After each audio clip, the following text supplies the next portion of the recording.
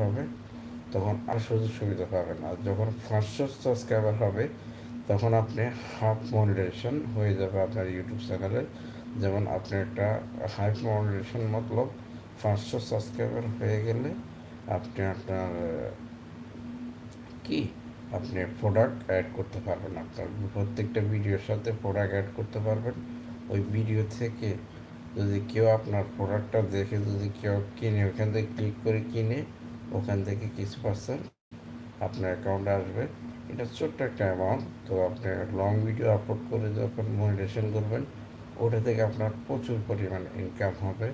তো আপনাকে ধৈর্য ধরে ভিডিও আপলোড করতে হবে সুন্দর করে।